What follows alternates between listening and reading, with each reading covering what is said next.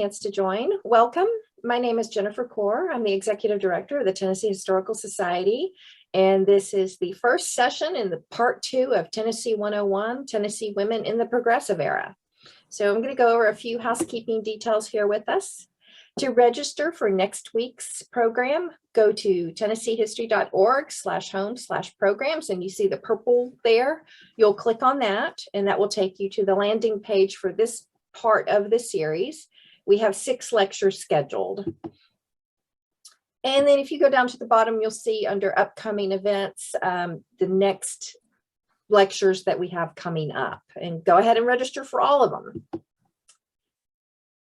After you've seen a lecture, or if you miss a lecture, you can go to the page for that particular webinar, and then down at the bottom, you'll see the red resources. You'll see a link to the volume that these lectures are based on, the 2 volumes on Tennessee Women in the Progressive Era that Dr. Mary Evans and Dr. Minoa Uffelman have co-edited.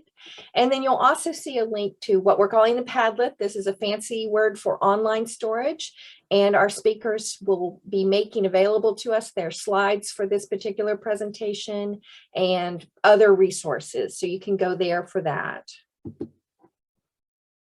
This is what the Padlet looks like. It's arranged by date. It has a link to the past videos, so you can get all caught up in case you've missed any. And then after we've recorded this, we do put the recording on the page for this particular lecture. If you get a chance, take a moment to follow us on Facebook. We have Facebook, Instagram, and Twitter. We'd love to have you join our social media world, and that's the best way to keep up to date on our upcoming programs. We do want to thank Humanities Tennessee, who sponsored these programs, provided funding for them, and they've been generous supporters in this particular endeavor. So tonight we're going to be hearing from Dr. Minoa Uffelman and Dr. Antoinette Van Zelm. Dr. Uffelman is the co-convener of this particular series. She's a professor of history at Austin Peay State University. She contributed to the first volume on Tennessee Women in the Progressive Era, which was entitled Their Work in the Public Sphere, Tennessee's New Women in the New South During the Progressive Era. And she's the co-editor with Dr. Mary Evans of Constructing Citizenship, Education, Association, Service, Suffrage, Tennessee Public Women in the Progressive Era, which is forthcoming this year. Dr. Antoinette Van Zelm is the Assistant Director at the Center for Historic Preservation at Middle Tennessee State University in Murfreesboro. She also edited the Civil War volume on Tennessee women during the Civil War that the Tennessee Historical Society published several years ago. So without further ado, I'm going to turn this over to Dr. Uffelman. And let me stop my sharing so we can get yours up there.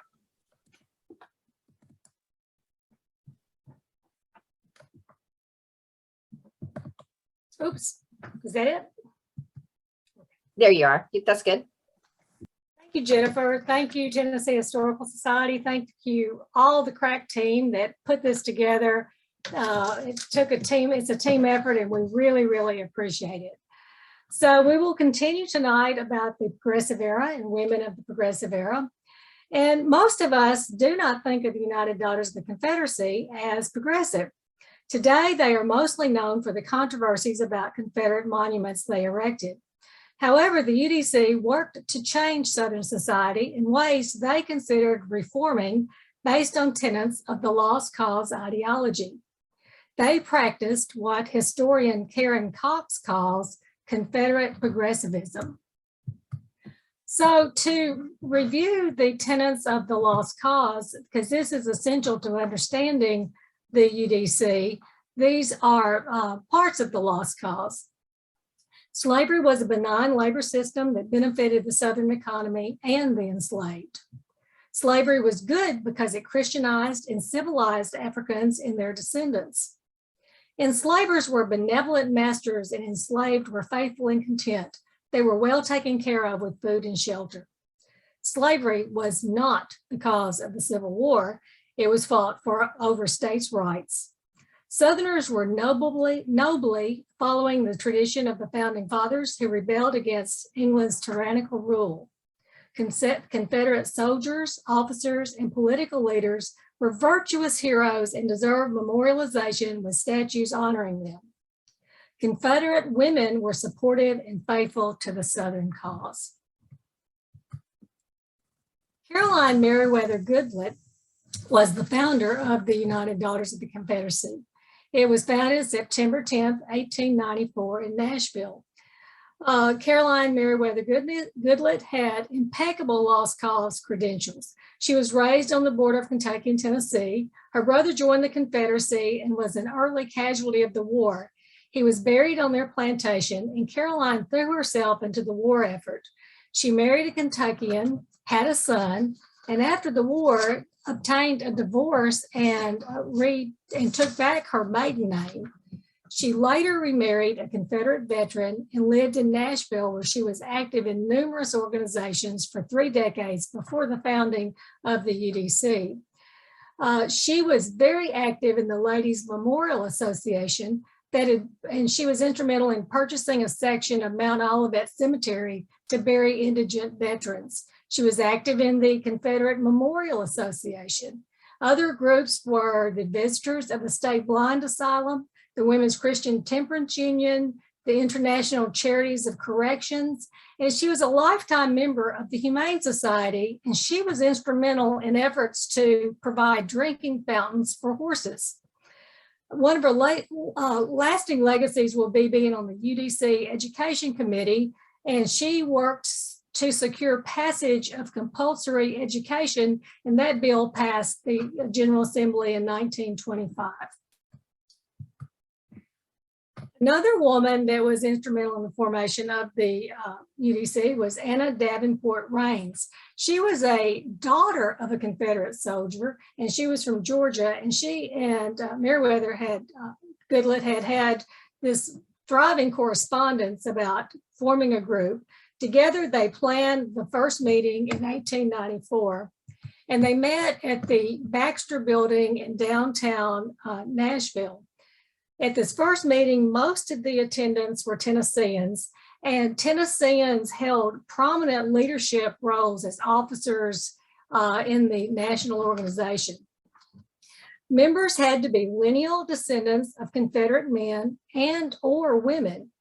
The UDC grew tremendously fast, and chapters spread throughout the South and even beyond. They were extremely well organized. They took a comprehensive approach to the lost cause. They particularly targeted young people to educate them to revere the Confederacy and its leaders. And they created an auxiliary organization called Children of the Confederacy. In Tennessee, there would eventually be 120 chapters. Cities had multiple chapters. Nashville had 10, including one at Peabody. Memphis had 7. Chattanooga had 6. As with Goodlet, members were often in other women's clubs, and that made it easy to collaborate on projects. The women were connected to men in power. They were the professional class: lawyers, doctors, accountants, teachers, newspaper editors, politicians, and businessmen. The UDC did not take political stance, but they were savvy politicians. They worked with local state governments to accomplish their goals. At their conventions, politicians, often the mayors of the hosting city, gave welcoming speeches, and prominent ministers delivered the prayers. The UDC has 5 objectives: memorial, historical, benevolent, educational, and social. The lost cause is not incidental to the 5 objectives of the UDC. It is central, and they imposed it in a comprehensive way. The UDC is most known now for the monuments, and I'm going to show you a few. This is the Southern Cross, and the daughters would put this cross on the graves of Confederate veterans. So you have probably seen this cross in cemeteries across the South. This was a statue to Sam Davis that was at the Capitol. Sam Davis, and this is 1909. You can see this is a really nice photograph. There's a child on the statue with him. People are dressed up. It's very crowded. Sam Davis was the boy hero of the Confederacy. When he was apprehended as a spy, he chose execution rather than to reveal the names of other Confederates. And the UDC honored him in numerous places. They bought the Davis home in Smyrna and made it a museum. They built a memorial in Pulaski where he was executed, and they created a Sam Davis window at the Confederate Museum in Richmond, Virginia. Rassie White of Paris, Tennessee, was the President General from 1911 to 1913, and she oversaw the Shiloh Monument. She was concerned that there were several Union monuments at Shiloh, but there were no Confederate monuments. She was a formidable fundraiser, and she oversaw the fundraising of $50,000, which would be over $1 million today, to erect this impressive monument.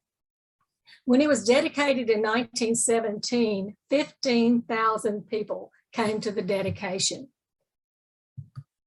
This is the Confederate Women's War Memorial at Legislative Plaza. You've probably seen that, 1926. This is right across the state line in Kentucky. This is the home of Jefferson Davis, and the monument is there near the home. The men's veterans organizations had floundered with fundraising, and the monument was just not getting built. And the UDC stepped in and they raised the money, and they erected this impressive monument. This is the last one I'll show you. This is Fort Donelson, Confederate monument erected in 1933. And there are hundreds of monuments dotting the landscape. These are some you've probably seen and are familiar with, but you know many of them. Another primary goal of the UDC from its founding was caring for indigent Civil War veterans and creating a safety net for their golden years. Care for the needy Confederates was simply an extension of the work many women had already done for years in Confederate auxiliaries before the formation of the UDC. During the late 19th and 20th centuries, states provided minimal public services for the aged and the infirmed.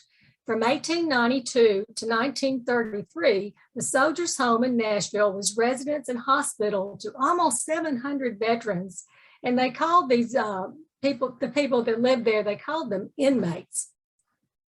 The UDC's financial contributions, pressure on legislators, and in-kind contributions ensured men had decent housing, medical care, eyeglasses, dentistry, food, and clothing. Women sent cornucopias of goods for the holidays. Chapters wrote annual reports and detailed the inventories of the boxes that they sent. They contained not just necessities for the elderly men, but also things they would enjoy. A report from 1916 is typical. Food included cakes, dressed eggs, oranges, peanut butter, preserves, and jellies. Some chapters would even list the flavors: coffee, cream of wheat, chili, candy. They sent clothing, serge and wool suits, shoes, and sometimes they would even list the color of the shoes: socks, nightshirts, ties, handkerchiefs, provisions such as rugs, talcum powder, blankets, and boxes almost always contained tobacco. Chapters provided holiday meals throughout the year: Easter, 4th of July, Thanksgiving, Christmas. One chapter took veterans to see the movie Birth of a Nation. Some chapters took men to the Tennessee State Fair, and they paid traveling costs for veterans to attend reunions. Sometimes they even purchased old soldiers' new Confederate uniforms from the thriving Confederate culture businesses that advertised in the magazine Confederate Veteran. In 1910, Tennessee UDC even built a morgue at this home. In some states, the UDC dedicated resources to helping needy Confederate women, but the Daughters in Tennessee chapters never worked especially hard to aid the women of the 1860s. The state UDC provided comprehensive support for the soldiers' home, but wives and widows could not live there. Some members recognized that indigent women needed help, but the Tennessee division gave more lip service to helping needy women than actual assistance. Children were essential to maintaining the lost cause. Children were part of the parades and the monument unveilings. Children formed chapters of Children of the Confederacy as an after-school organization where they were indoctrinated with Confederate culture. They recited the Confederate Catechism, which was a question and response for lost cause history.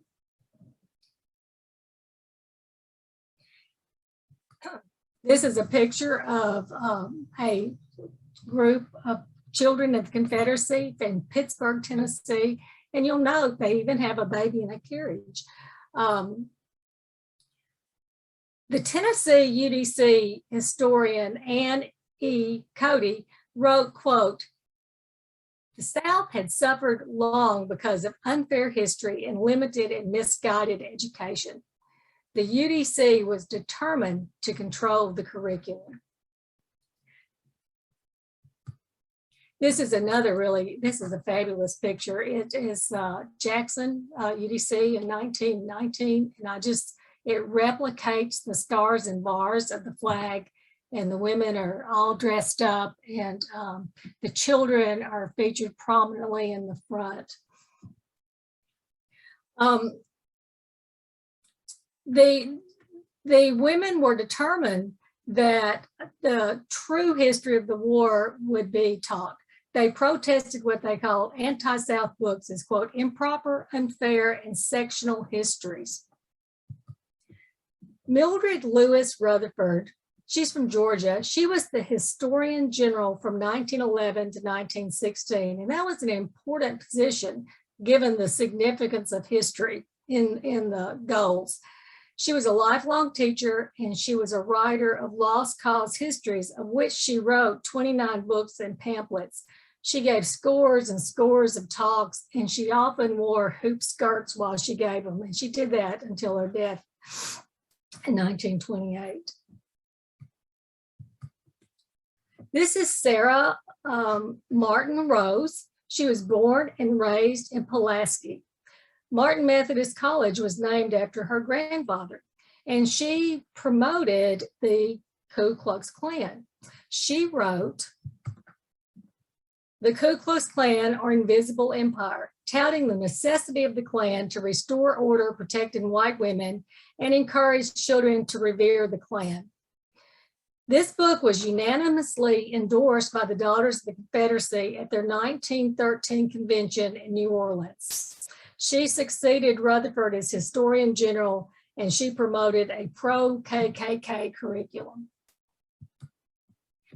Women also wanted students to learn about other women from the war, and this was a very popular book, The Women of the South in War Times, and chapters would donate books to local libraries, so hundreds of these books were donated to schools.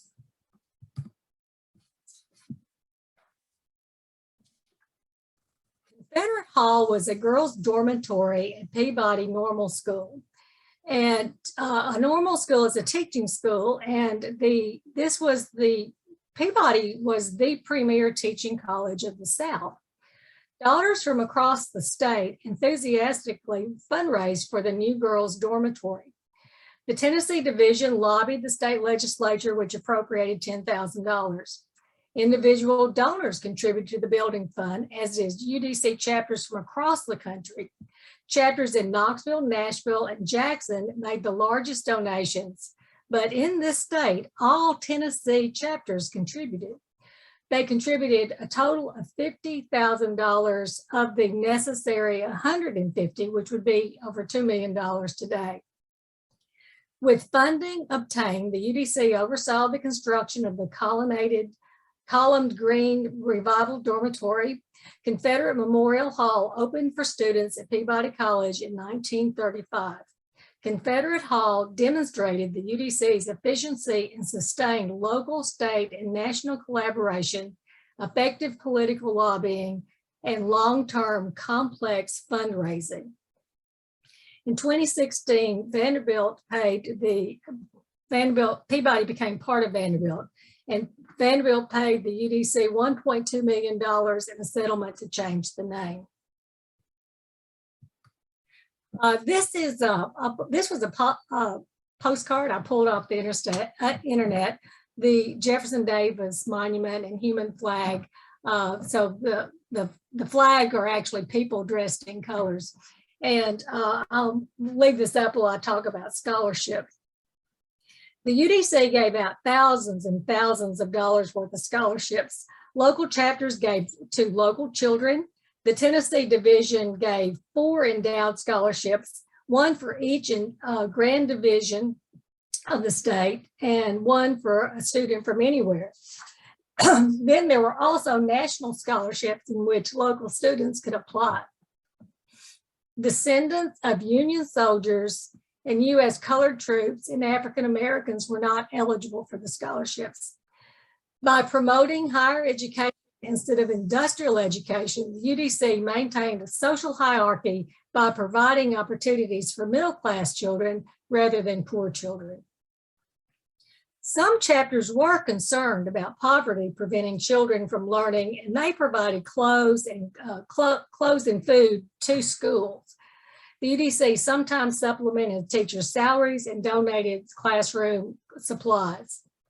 Their goal was to provide 3 flags for every classroom: a U.S. flag, a Confederate flag, and a Tennessee flag. By controlling the curriculum, children were indoctrinated at early ages, and they spent their entire school years learning from Lost Cause history books.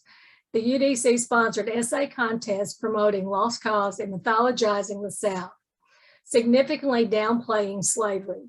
UDC gave thousands of scholarships to the descendants of Confederates. In conclusion, Tennessee UDC should be understood as a lost cause organization that pursued benevolence, aid and charity, as well as memorialization. It was part of the Women's Club movement and a Southern version of progressivism, Confederate progressivism. The UDC financed care for elderly veterans. They provided educational opportunities for thousands of descendants of Confederates. Members considered their work reform, and even if modern Americans do not, Confederate monuments were erected to vindicate the Southern cause and educate future generations about the sacrifices of the South and the righteousness of the cause. They were defiant in defeat. All the goals of the UDC asserted racial superiority through the Jim Crow era. The UDC was perhaps the most influential and important organization of Tennessee during the Progressive era. When Annie E. Cody wrote The History of the Tennessee Division in 1938, the book contained more than 120 UDC chapters' histories. Over 80 of them were still active in 1938. The sheer number of chapters across the state's 95 counties show the widespread interest thousands of women had in the work of the UDC, clinging to the history of the Old South and the lost cause. Their true legacy is mixed. The UDC provided a social safety net for veterans and offered aid to some poor women. UD scholarships allowed students to obtain higher education and training for their careers. Grieving family members took solace in Confederate statues. During World War I, the UDC provided valuable war aid. The daughters were determined to demonstrate patriotism for the U.S. while honoring the memory of the Confederacy. After World War II, the fevered pitch of erecting Confederate statues slowed, although the effectiveness of post-World War civil rights actions and legislation re-energized the defiant South. Generations of children who had learned from UDC-sanctioned textbooks had been taught by UDC-educated teachers, who had written UDC-sponsored essays, who had visited UDC-established historic sites, grew up to be the leaders and members of the massive resistance against integration. Local communities grapple with what to do about Confederate monuments, and some prominent monuments have been removed. The Southern Poverty Law Center has identified over 1,700 symbols of the Confederacy in public spaces. That does not include the hundreds of symbols in cemeteries and national parks. Schools, colleges, and military bases are named after prominent Confederates. The influence of the UDC on Southern history curriculum in schools is still with us. Many white Southerners today will tell you that the Civil War was fought over states' rights and that slavery was incidental. And that is the UDC legacy. Thank you.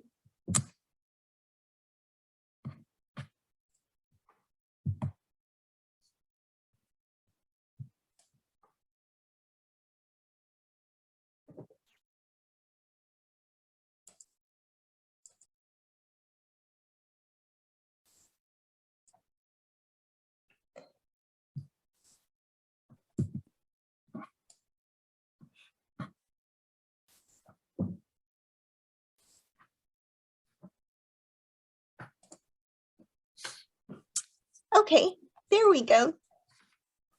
Thank you, Minoa, and thank you, Jennifer. I also want to thank the Tennessee Historical Society for organizing this program and Humanities Tennessee for sponsoring it. I have been researching the Women's Relief Corps in Tennessee for several years now, and tonight I'm going to talk about the organization's efforts to promote patriotism in Tennessee. I'll be using the acronym WRC for the Women's Relief Corps. And after an introduction to the WRC's patriotic work, I'm going to focus on three areas: the commemoration of Memorial Day, the presentation of flags and other materials to schools, and the campaign to sponsor a monument to the nation's loyal Civil War women. So I think you will see a lot of parallels between what Minoa just discussed with the UDC and what I'm going to talk about with the WRC. There were definitely some differences though too. Through these initiatives, both Black and white WRC women challenged the Confederate interpretation of the Civil War in Tennessee that Minoa has just described. Tennessee's WRC women fought an uphill battle in this effort, but their work demonstrates that the public memory of the Civil War in Tennessee was contested at the turn of the century. Okay, first of all, what was the Women's Relief Corps? I know you've all heard of the UDC, but you might not have heard of the WRC. Very simply, it was the women's auxiliary of the Grand Army of the Republic, the powerful Union Veterans Organization. However, as Clara Barton's quote on this slide shows or suggests, the WRC became a force in its own right. It was founded in 1883, and it quickly became one of the most influential women's organizations in the United States. It was second in size only to the Women's Christian Temperance Union. And like the WCTU, the WRC was racially diverse. Civil War nurse Susie King Taylor, many of you have probably heard of her and read her memoir. She was a member of the WRC in Massachusetts. Significantly, in the South, WRC membership was dominated by African-American women. This was not the case in Tennessee because of East Tennessee and the prominence of unionism there. But in other Southern states, the only WRC corps that existed were often African-American corps. Although the WRC was integrated in the North, in the South and in Tennessee in particular, the national organization allowed the corps to be segregated. In Tennessee, the white corps made up the department and the Black corps remained detached from the department, and they reported directly to the national organization. By 1913, the WRC had more than 165,000 members working through more than 2,500 corps in all 48 states, plus the territory of Alaska. In its final 30 years of existence, it raised more than $4 million for veterans relief and patriotic outreach. The organization's emphasis on professionalism and its creation of a well-oiled bureaucracy reflected some of the basic characteristics of progressive reform. And in true progressive fashion, the organization promoted women's abilities as rational actors who could work together successfully, and also as compassionate caregivers who could use their Christian principles for good in the world. Adopting the GAR's principles of fraternity, charity, and loyalty, the WRC's main focus was the GAR, supporting that organization in its work, assisting needy veterans, widows, and orphans, and honoring fallen Union soldiers like those seen here at the National Cemetery in Nashville. Of course, the the USCT monument was not there at the turn of the century. But WRC leaders carefully balanced their devotion to Union veterans with a persistent accent on women's own significance. Unlike the UDC and some other organizations, to join the WRC, women did not have to have blood ties to veterans. They had to show, though, that they had remained loyal to the United States. It was their actions and ideology that was important. So that is one difference. Beyond assisting veterans, the WRC's mission involved promoting allegiance to the United States and the American ideals of equality and liberty. As shown here in this excerpt from the WRC's rules and regulations, which specifically encouraged members to, quote, inculcate lessons of patriotism and love of country. Beginning in 1893, the WRC strengthened its focus on patriotic instruction as one of its major initiatives. This effort reflected progressive beliefs in both the efficacy of education and the necessity of Americanizing newly arrived immigrants. In Southern states, though, patriotic education took on an added meaning as a way to counteract the lost cause interpretation of the Civil War. And as the quote here shows, national WRC leaders recognized the importance of the Southern Corps as, quote, the only schools of loyalty south of the Mason and Dixon line. Among the former Confederate states, Tennessee was seen as a key battleground in this effort. Tennessee was a natural site for WRC growth.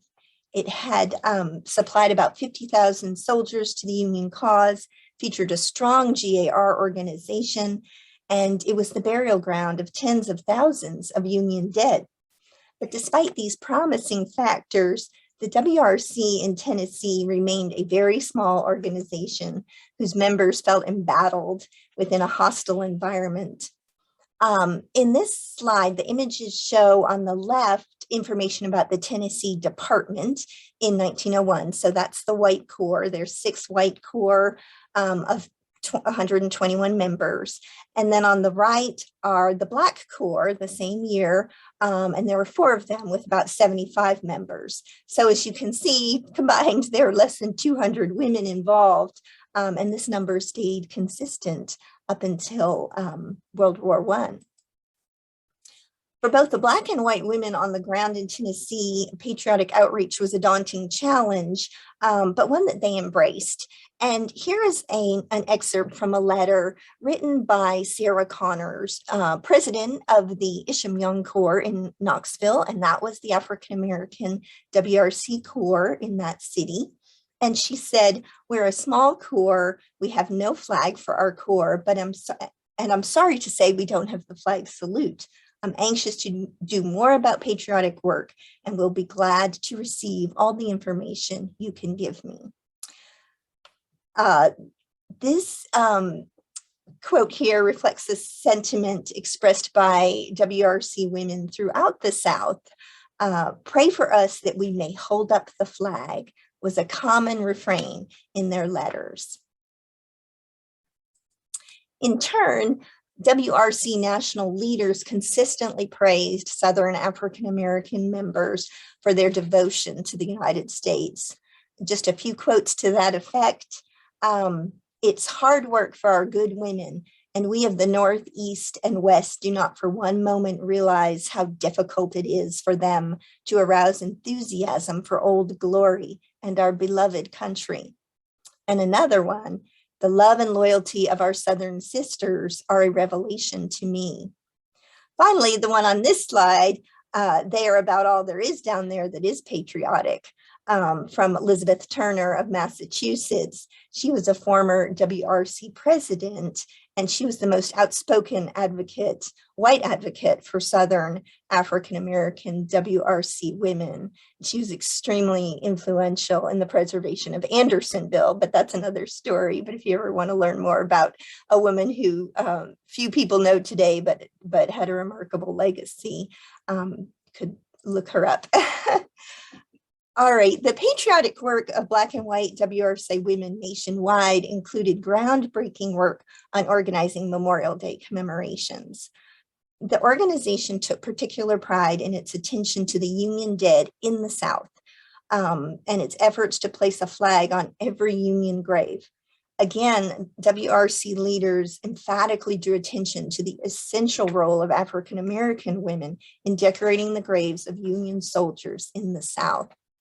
Of course, for African Americans, Memorial Day had special significance. It was celebrated after the Civil War as sort of the way that Emancipation Day and July 4th were celebrated. It was seen as a day to celebrate emancipation and to commemorate freedom and citizenship. The reference on this slide to a grand day with a crowd of people and fine speeches is to Pulaski in 1910, and it's a description of the Lathrop Corps, the African American WRC chapter there in Giles County, and it became one of the strongest chapters in all of Tennessee. And its work really illustrates African Americans' patriotic work in the state. In 1910, the Lathrop Corps submitted a report about its Memorial Day activities, showing that 17 of its members took part with about 150 children. 35 soldiers' graves, probably here in Pulaski's largest and oldest cemetery, Maplewood, were decorated with flowers. The women also prepared a memorial to the unknown dead and attended a memorial service on the Sabbath. The Corps' efforts cost $7.71, which is about $218 today. So the National WRC collected yearly all of these reports from the Corps. And so that's where you can find a lot of this wonderful information about what these African-American women were doing. You can see on this slide how strong the Lathrop Corps was compared to the Black Corps in the larger cities of Nashville, Memphis, and Chattanooga. Chattanooga here is listed as delinquent because they hadn't sent in their reports or their dues yet for the year. Julia Layton was an African-American WRC national leader who inspected and assisted African-American Corps in the South. And she described the Lathrop Corps as small, but energetic and strong, with an excellent set of officers, capable women. And I don't have any pictures of them, but I do have the president, Harriet Abernathy, listed here on this slide. At the very bottom, you can see her name, and this is the 1900 census, and she's a widow. She worked as a laundress and owned her own home. Now here, she's not listed as being literate, but other census takers, other years did list her as being able to read and write. She drew a widow's pension for the service of her deceased husband, who had fought for the 12th United States Colored Infantry. In 1908, her good work for the WRC was recognized when she was named a National Special Aide. Basically, she was a strong advocate for the organization, and they recognized her as such. Her superior yet humble leadership is reflected in this quote from the Corps' 1912 Memorial Day report. Our Corps is doing more work now than it has ever done before, and we ask your prayers that we do what you want us to do and be what you want us to be. The Lathrop Corps also received praise as a good live corps doing much good work with the school children, and this provides a good transition to the second key element of WRC women's patriotic work, and that was education. In fact, none other than Susan B. Anthony praised the WRC for its patriotic education. To fulfill this mission, White and Black Corps appointed patriotic instructors, donated American flags to schools and Sunday schools, introduced the flag salute, promoted Flag Day, and distributed civic primers. They also encouraged teachers to hold patriotic programs on topics like Civil War nurses, American Revolution heroes, and even the Emancipation Proclamation. With respect to the Civil War, the WRC took a firm stance, quote, "Our children shall be taught, not that we thought we were right, but that we were right, immortally right, and our opponents were wrong, eternally wrong." So there you can get a sense of maybe why the WRC wasn't so popular in the South.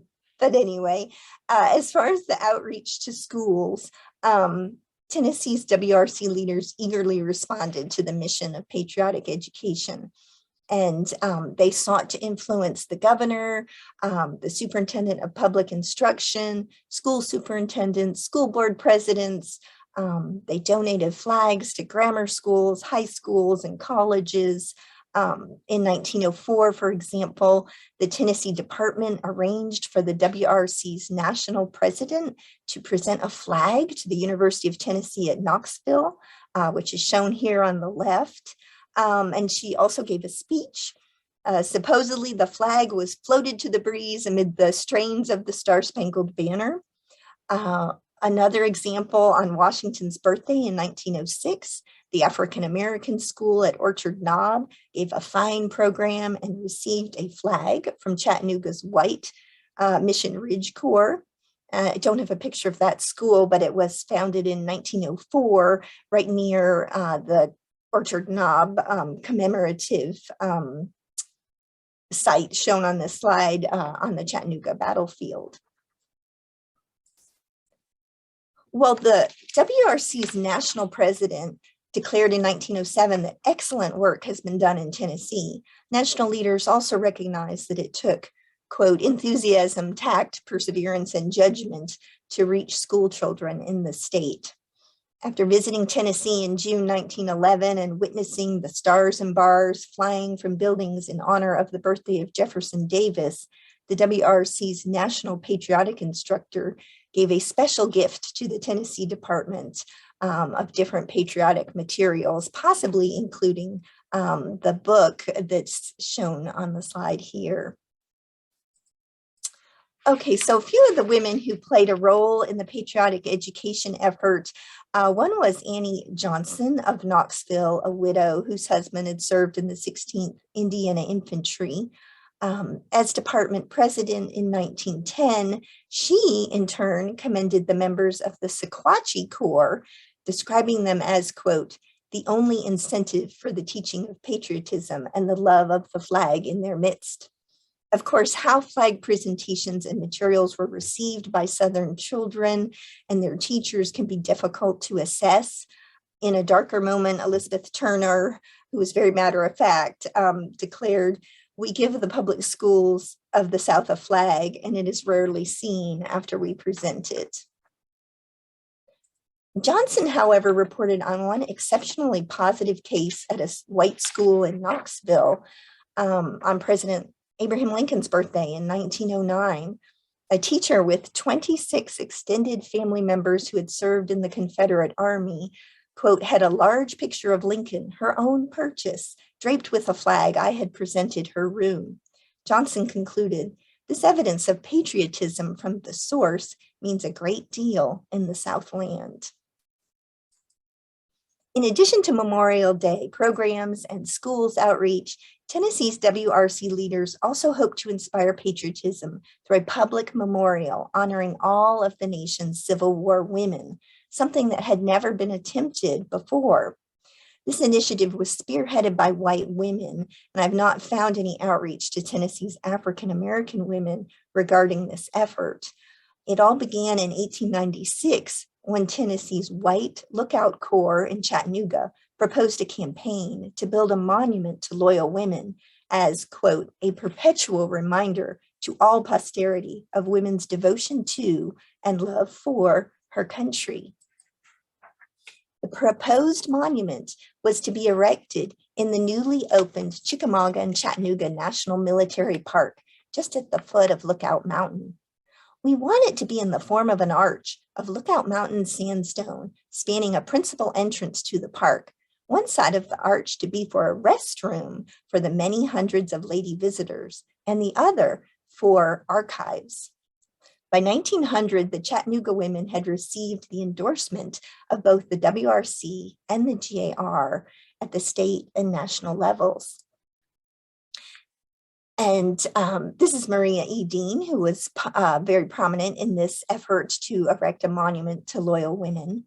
And in 1901, the Loyal Women's Monument Association, which was made up of WRC women and GAR men, the organization was chartered by the state, which meant that they could purchase real estate.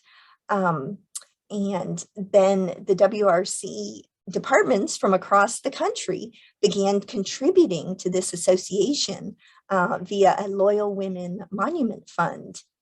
And this effort progressed slowly. They wanted to raise $5,000 and it didn't go very quickly, but national leaders kept trying to promote it, especially after they heard that the UDC was also planning a monument at the same military park. Isabel Ball of Washington, D.C., who was an outspoken supporter of the Loyal Women's Monument and a steadfast opponent of all things Confederate, she proclaimed, "Certainly we should have a monument to our glorious women of the Civil War days." She added, "Here is a chance to teach patriotism in the South, and it is a chance that the Women's Relief Corps ought to take advantage of, because it will show those women down there what we are able to do."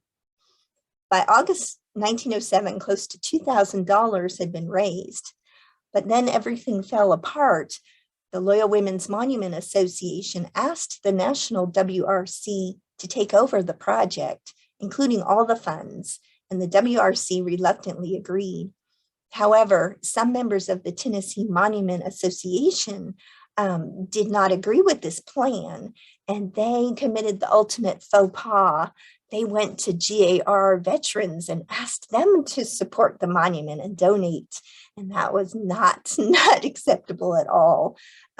So the WRC rescinded its decision to take over the monument project and left the Tennessee women on their own to resolve their infighting. They also believed, the national leaders believed that a potential monument to loyal women in Washington, D.C. would have more chance of success than one of, quote, so small a department. Tennessee women's appeals that the monument would, quote, always remain an object lesson to the youth of our Southland, teaching of the love, loyalty, and devotion that the loyal women of our country bore for the flag and the nation. That all fell on deaf ears. WRC leaders suggested that the Tennessee women focus on establishing a veterans memorial home in Chattanooga rather than a memorial to women. The Tennessee women took this advice, and by 1933, they had invested more than $3,000 in 2 lots near the Chattanooga National Cemetery, which is shown here. They were going to have a building that would be a veterans home, a memorial hall, and also would continue to be a memorial to women. We are hoping that when the Depression gets out of the way, more progress can be made. However, the memorial home was never built. In conclusion, Harriet Abernathy, Annie Johnson, Sarah Connors, Maria Dean, and the other Tennessee women who participated in the Women's Relief Corps have long been forgotten. But for several decades, Black and white women worked to commemorate Union victory on Memorial Day, instill patriotism in children, and honor both the soldiers and the women who had remained loyal to the United States during the Civil War.